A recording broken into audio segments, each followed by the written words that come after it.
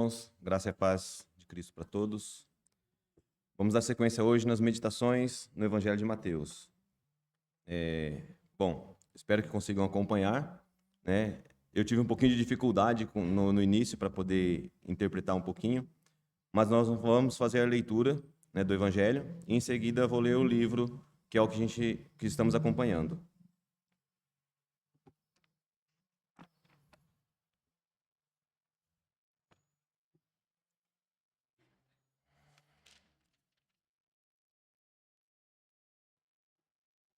O texto que nós vamos ler é Mateus 2, de 1 a 12. A visita dos homens sábios. Ora, tendo Jesus nascido em Belém, da Judéia, nos dias do rei Herodes, eis que alguns homens sábios vieram do Oriente a Jerusalém, dizendo: Onde está aquele que é nascido rei dos judeus? Pois nós temos visto a sua estrela no Oriente e viemos para adorá-lo. Ouvindo estas coisas, o rei Herodes ficou preocupado, e toda a Jerusalém com ele. E quando ele tinha reunido todos os principais sacerdotes e escribas do povo, ele exigiu deles onde Cristo devia nascer. E disseram-lhe: em Belém da Judéia, pois assim está escrito pelo profeta: E tu, Belém, na terra de Judá, não és a menor entre as capitais de Judá, porque de ti virá um governador que há de governar o meu povo Israel. Então Herodes, chamando os homens sábios em particular, inquiriu diligentemente deles acerca do tempo em que a estrela lhes apareceu. E, enviando-os a Belém, disse-lhes: Ide e perguntai diligentemente pelo menino, e quando o achardes, tragam-me a palavra novamente, para que eu também vá e o adore. Tendo eles ouvido o rei, partiram, e eis que a estrela que tinham visto no oriente ia adiante deles, até chegar e parar sobre o lugar onde estava o menino. E vendo a estrela, regozijaram-se com grande júbilo. E entrando na casa, eles viram o menino com Maria, sua mãe, e prostraram-se e o adoraram. E abrindo seus tesouros, ofereceram-lhe dádivas, ouro, incenso e mirra. E sendo avisados por Deus em sonho, para que não retornassem para Herodes, eles partiram para a sua terra por outro caminho. Amém? Oremos. Senhor nosso Deus e Pai, grandioso és tu, Senhor, que o Senhor abençoe a nossa palavra, que o Senhor abençoe o seu evangelho, que o Senhor possa nos conceder o ensinamento e que o Senhor nos ajude a cada dia mais aprender de ti, Senhor. Oramos em nome de Cristo. Amém. Agora eu vou fazer a leitura do livro, né, Meditações do Evangelho de Mateus. E aí os irmãos vão acompanhar a leitura. Eu não sei se vai ser projetado. Ok, eu vou ler ele então e depois nós podemos fazer alguns comentários.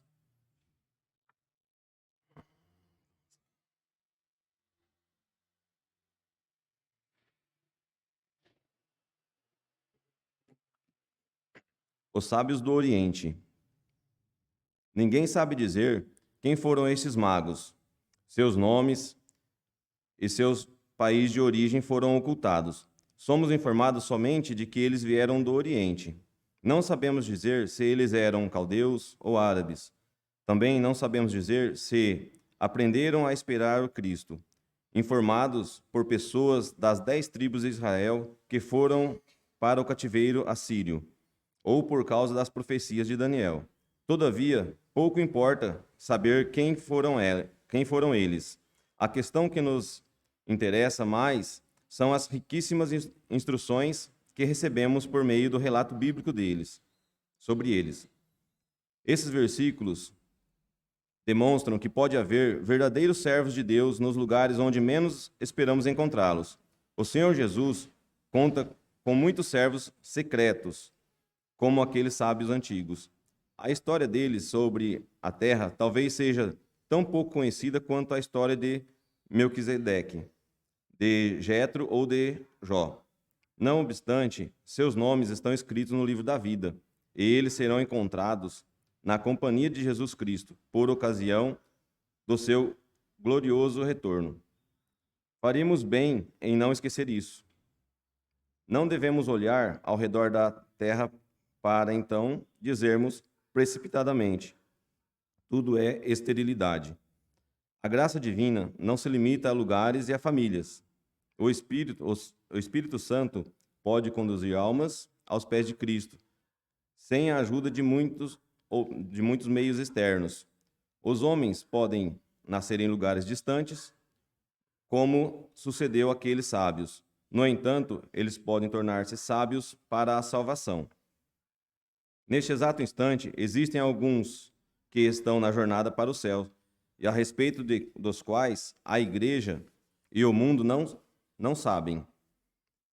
Eles vicejam em lugares secretos, como os lírios que crescem entre espinhos, e desperdiçam a sua fragrância no ar do deserto. Porém, Cristo os ama e eles amam Cristo.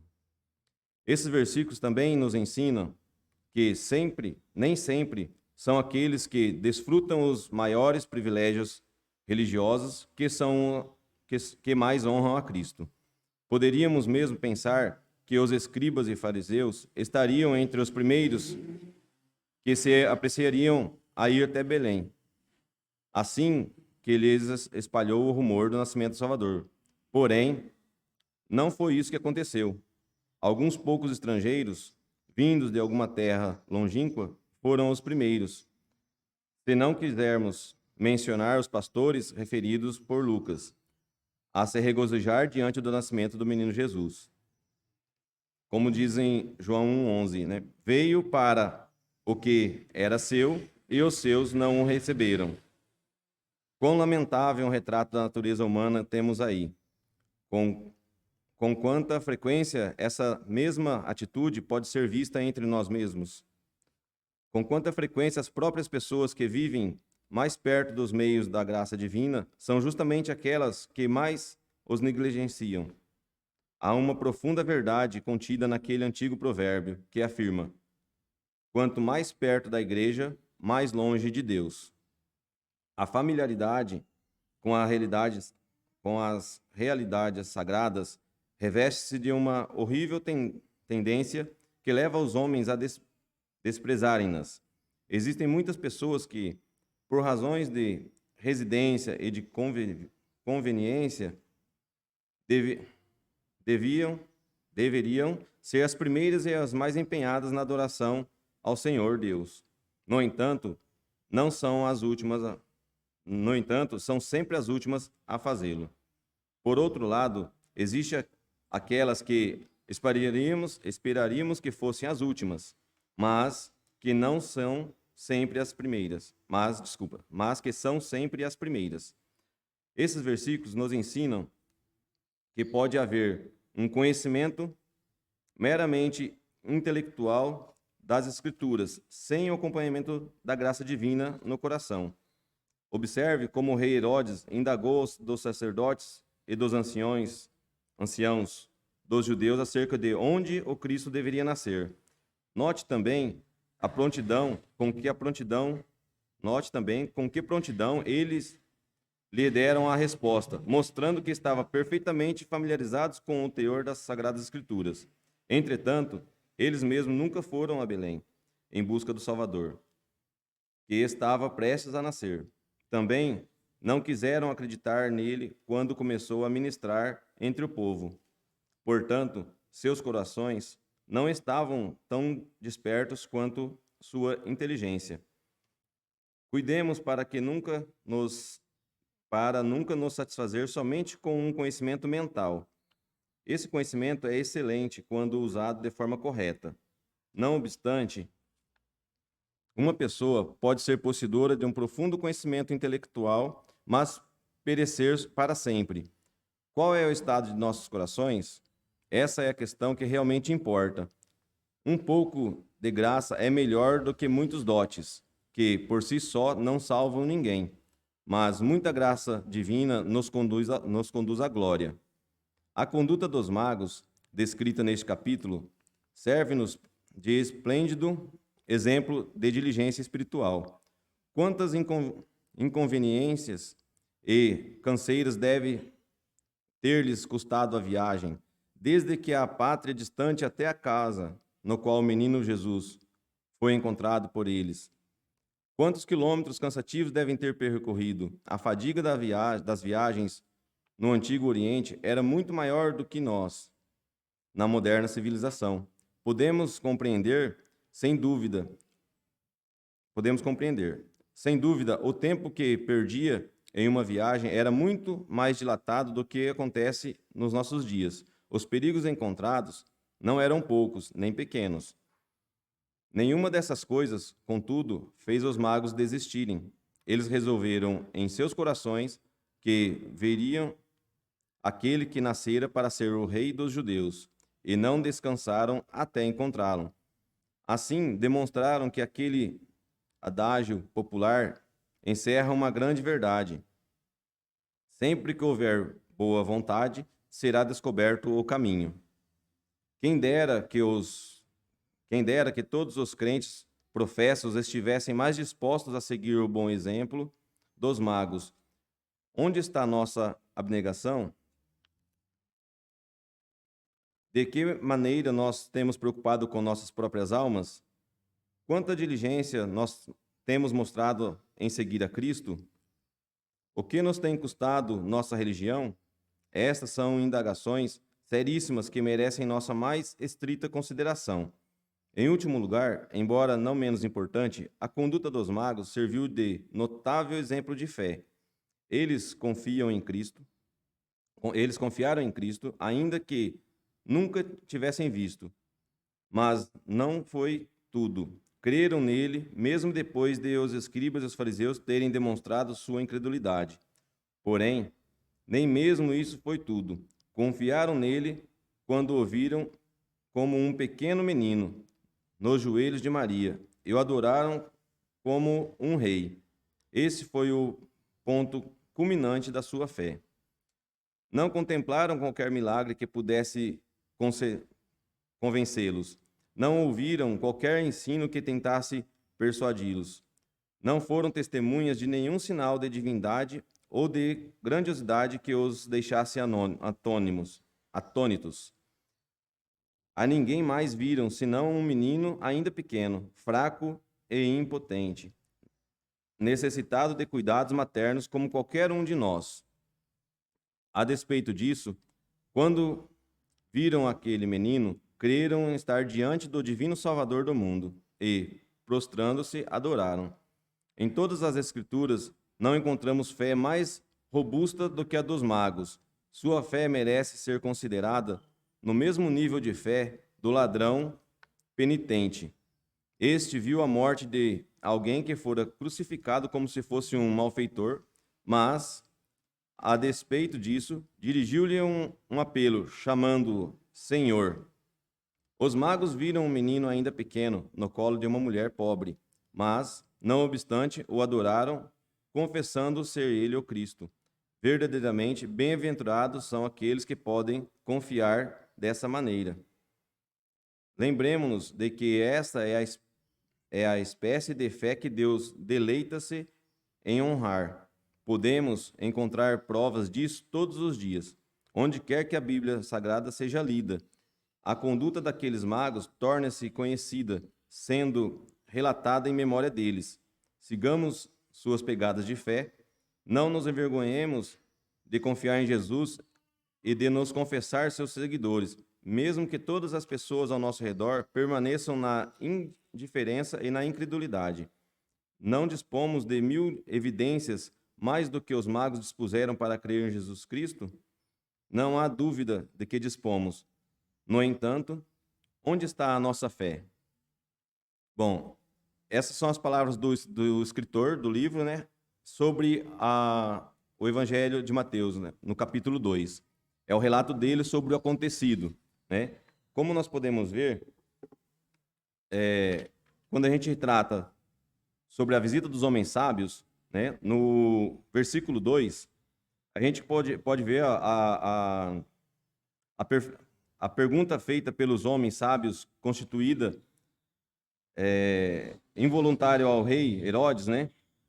Jesus nascido rei dos judeus, o sentido que ele tinha era a linhagem de Davi, né? Ele sim, por direito, né, nascido, poderia ser rei, diferente de Herodes, né? Ele não é nenhum judeu por completo, nem descendente de Davi, e assim não estava genuinamente qualificado para reinar. Então, desta forma, podemos ver que Herodes ele se chocou com a situação, ele não gostava, não queria que acontecesse desta forma, por isso ele se fingiu, né? Ele acabou se fingindo como querendo saber onde o menino estava para adorá-lo, que na verdade não era a intenção dele, né? Ele já agiu com maldade no coração. Como diz no próprio versículo 3, né? Que Herodes ele ficou incomodado com a notícia do nascimento do menino, de um legítimo pretendente ao seu trono, né? Assim como também o povo todo ficou. Eles ficaram igualmente perturbados porque eles temiam, né, o furor e a falta vamos dizer, de caráter, né, de Herodes, né? Porque no passado sabiam eles que Herodes ele já chegou a matar até mesmo a própria esposa, né, sua favorita esposa. Matou ela e seus filhos, a fim de proteger o seu governo, para que não pudessem, de forma alguma, prejudicar o governo dele. Então, ele era muito mau. E, na verdade, ele se fez por engrandecido, querendo conhecer o menino, né, querendo conhecer a Jesus, mas a intenção dele não era bem essa, né? Então, pediu para que eles partissem para localizar onde eles estavam, né?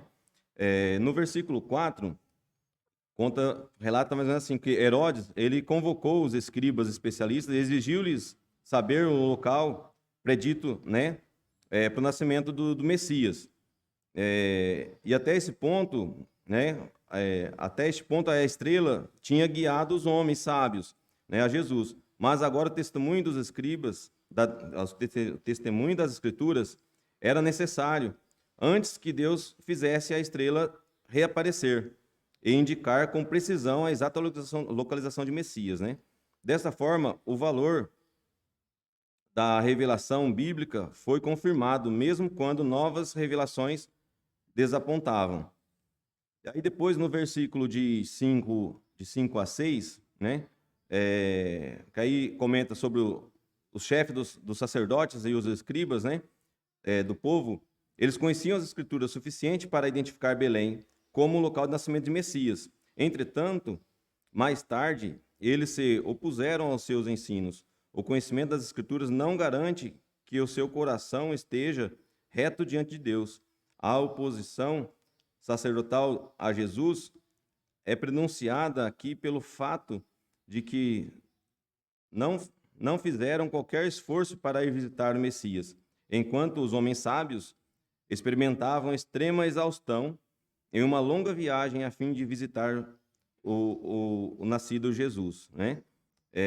Então, se nós analisarmos, por mais que eles se julgavam os homens, né, que conheciam as Escrituras, mas eles se recusaram das Escrituras e julgaram que não é bem por aí. E aí, então, os homens sábios que vieram, eles eram externos, eram pessoas que não tinham a crença segundo o Evangelho. E mesmo assim, eles confiaram e eles foram para visitar e conhecer e adorar a Jesus, saber onde ele nasceu e visitar a Jesus. Depois nós temos também, no versículo de 7 a 8, né? Herodes interrogou os homens sábios a respeito do tempo exato em que a estrela tinha aparecido, por presumir que ela aparecera pela primeira vez na ocasião do nascimento da criança. Com base nessa data, ele ordenou a execução de todos os meninos de Belém, de 2 anos, abaixo de 2 anos, avisados, todos abaixo de 2 anos. Avisados, então, o que acontece? Todas as crianças abaixo de 2 anos seriam executadas por ordem dele. Por quê? Ele se fez cumprir aquilo que ele não queria. Ele não queria que tivesse um Salvador, não queria que o Cristo houvesse nascido, né? Depois a gente retrata também que isso implica, né, na viagem dos magos, na demora, como evoluiu, né, e o que envolveu esse grande sacrifício deles, né? O fingido desejo de Herodes de adorar Messias, ele ressalta toda essa falsidade dele, né? Mas os magos, até esse momento, eles não sabiam dessa falsidade. Eles acreditaram que realmente ele queria adorar a Cristo, né? Depois, nós pegarmos no versículo 11, né? Em contraste com a estalagem onde Jesus nasceu, a família de Jesus vivia em uma casa simples, né? Uma casa de pessoas pobres, né? E os homens sábios visitaram Jesus após a visita dos pastores, descrito por Lucas. Os homens sábios adoraram Jesus, né, publicamente, como muitas outras pessoas fizeram, né? E aí, então, a partir daí, o que nós podemos entender? Que eles, por mais que não tinham essa crença, não eram, vamos dizer assim, não eram crentes no sentido da palavra cristã, né? No sentido do evangelho. Eles acreditaram, eles adoraram, eles reconheceram, né? Então, esses magos, muitas vezes, eles, quando retratados, eles trazendo os presentes deles, né? No caso, como levaram a Jesus ouro, incenso e mirra, são vistos como representantes do mundo em geral, reconhecendo o nascimento de Jesus, né? Eles não eram apenas visitantes, né? Nós podemos dizer que eles eram um símbolo, né? Um símbolo da universalidade da mensagem de Jesus, porque eles faziam parte, né, do relato do nascimento de Cristo, e eles faziam parte dessa profecia que tinha que se cumprir, né? Então, os presentes que eles traziam tinham significado, né? Se formos analisar, né, o ouro ele significava a realeza de Jesus, né? O quanto ele era importante, e ele era o nosso rei, né? Ele veio para ser nosso rei, né? O incenso, a natureza divina de Cristo, né? Toda a natureza dele, de onde ele veio, representando a divindade de Cristo, de Jesus, né? E a mirra, né, já representava o futuro que iria acontecer, né? Que seria toda aquela passagem de Jesus pela terra, todo o seu sofrimento, né? Até a sua morte na cruz para a nossa salvação. A visita deles destaca uma mensagem de que Jesus ele não veio só para alguns, né? Embora relata que ele rei dos judeus, mas não veio só para alguns, ele veio para todos, ele veio para todos nós, né? E não para um povo específico, ele veio para salvar a todos, né? Nós não sabemos dizer assim em relação à viagem deles, não sabemos dizer quanto tempo essa viagem durou, né? A Bíblia não relata isso para a gente. Sabemos que ela foi uma viagem longa, que pode ter durado dias, semanas, talvez meses, né? E então, assim, não relata isso para a gente, né? Mas nos reflete o quê? A dedicação, a fidelidade, né? E a perseverança deles no sentido de conhecer e adorar a Cristo, reconhecer o nascimento do Salvador. Então, embora eles não fossem, como eu disse ainda há pouco, né, não fossem crentes no sentido cristão da palavra, eles reconheceram a importância do nascimento de Jesus, o nascimento dele para a salvação do mundo. Eles já sabiam que ia acontecer, eles reconheceram e foram até lá prestar-lhe homenagem, né? E isso é significativo, isso é muito significativo, né? Muitas pessoas, às vezes, perguntam, mas quantos magos eram? Como eu também perguntei, né? Eu fiz essa pergunta. Quantos magos eram, né? Então, assim, a Bíblia não relata para a gente quantos são, né? Sabemos que mais de um, mas nós não sabemos se são 2, 3, 4, 10. Porém, em muitos estudos, comumente é considerado 3 magos. Por que 3 magos, né? Eu andei pesquisando bastante para poder entender, e na verdade os 3 magos, eles generalizam como 3, mas não afirmam que são 3, porque foram 3 os presentes que levaram. Então interpretam muitos estudos, muitas pessoas interpretam que cada mago levou um presente, então por isso seriam 3. Mas a Bíblia não relata para nós quantos são, né? Relata apenas que foram vários e que levaram para eles os presentes, né? E um outro detalhe bem assim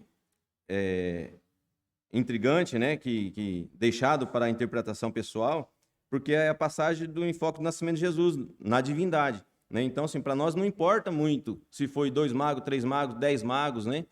Não importa muito a questão do tempo de viagem. Nós sabemos que foi sofrida para justificar e mostrar para nós que eles são perseverantes, eles creram e eles seguiram com fé, né? Não fala sobre quantidade, porque isso para nós não importa, né? Mas, assim, mostra sobre a divindade, a profecia que se cumpria. Toda a profecia que foi dita e ela estava se cumprindo, né? Mostra sobre a fé, a perseverança e o reconhecimento do povo, né? Isso dentre outros significados, né? De acordo com cada interpretação, né? Cada pessoa pode fazer um estudo, às vezes pode interpretar de uma forma um pouco diferente. Mas, na verdade, assim, o que a gente acompanha, o que a gente entende, devemos levar assim, à risca, são as escrituras sagradas. E aí a gente, é lógico que fica essa brechinha que aí cada um idealiza de uma forma, interpreta de um jeito, né? Então, assim, e esses magos, eles agiram dessa forma. Uma outra observação muito, muito grande, né, que a gente faz, é no versículo 12, né, que diz assim, ó, e sendo avisados por Deus em sonho, para que não retornassem para Herodes, eles partiram para a sua terra por outro caminho. Bom, até aqui eles não sabiam de nada da intenção de Herodes. Até aqui eles entendiam que eles tinham reconhecido Jesus, eles tinham entregue a ele todos os presentes, tinham adorado, né? Então eles iam retornar para Herodes e dizer para ele onde Jesus estava, onde ele tinha nascido, né? Eles não sabiam da intenção de Herodes. Porém, por sonho, Deus mostrou a eles que não voltasse para Herodes, pois Herodes não tinha aquela intenção boa no coração. Então, diante disso, o que eles fizeram? Eles partiram então para sua terra, não foram para Herodes por outro caminho, para que não cruzasse com Herodes, não cruzasse com eles.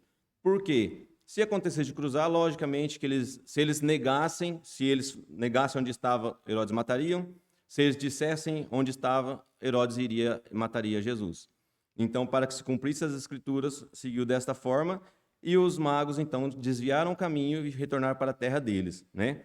E eles, como eles são avisados em sonho, é mais uma coisa que a gente acaba analisando, né? Eles não eram crentes, como assim, segundo as escrituras, né? Mas em um sonho foi revelado para eles. E aí prova que eles creram. Por quê? Porque se no sonho foi revelado, Deus revelou para eles em sonho que não era para voltar para Herodes, eles não voltaram. Então significa que eles também creram. Eles também creram. Mesmo não sendo cristãos, eles creram, né? Então, isso mostra para a gente que o princípio da fé, ela, na verdade, ela parte de Deus, do Espírito, né? Então, ele vai nos provar, vai nos justificar.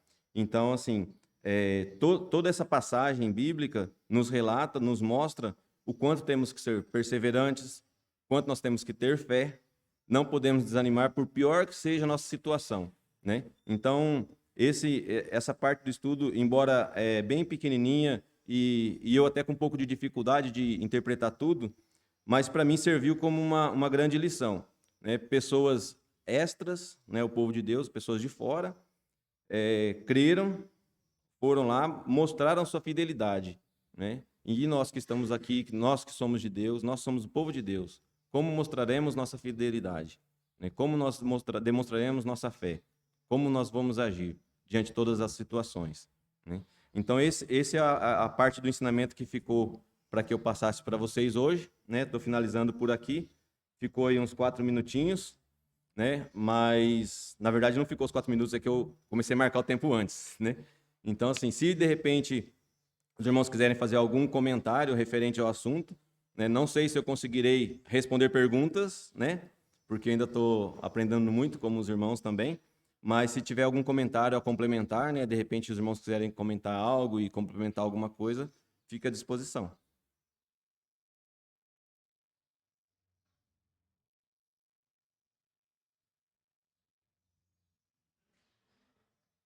Bom, ninguém comenta nada? Isso é um sinal de que algo é bom ou não muito bom, né? Mas eu vou encerrar por aqui o estudo. Vamos fazer uma oração e depois eu vou deixar a palavra com o irmão Tiago. Hoje quem dirige, Tiago, a parte da confissão de fé? Ah, o David. Então, ok. Vamos fazer uma oração. Em seguida eu passo a palavra para o David. Grandioso Deus e Pai, nós agradecemos, Senhor, por esse momento, por esse ensinamento, essa sua palavra que nos traz mais uma revelação da profecia que se cumpria naquele tempo e que nós podemos fazer uso dela para hoje. Que o Senhor abençoe nossos corações, nosso dia, toda a nossa família. Em nome de Cristo que oramos. Amém.